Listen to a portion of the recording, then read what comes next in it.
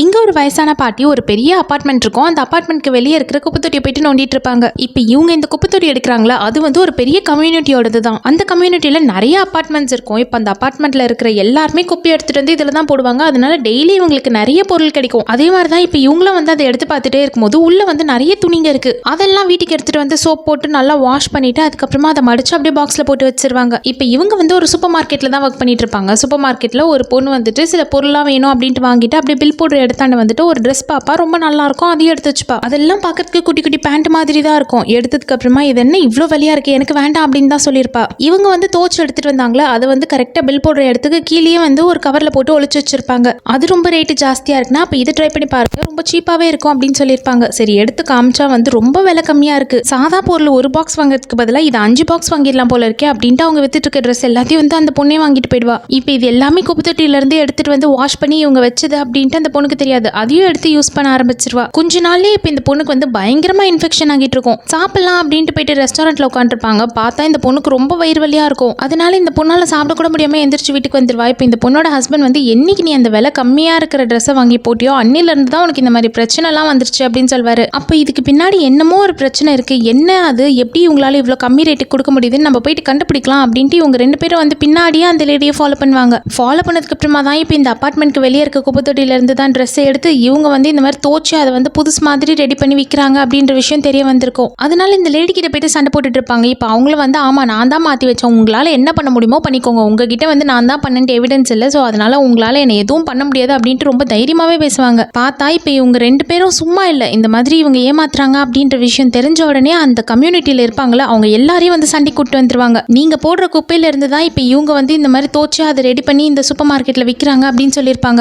அதனால எல்லாருமே வந்து சண்டைக்கும் வந்துருவாங்க. எவ்வளோ பேர் விலை கம்மியாகவும் அதே சமயத்தில் நியாயமாகவும் குவாலிட்டியாகவும் பொருள்லாம் கொடுத்துட்டு தான் இருக்காங்க. ஆனால் இந்த மாதிரி ஒரு சில பேர் ஏமாத்தவும் தான் செய்கிறாங்க.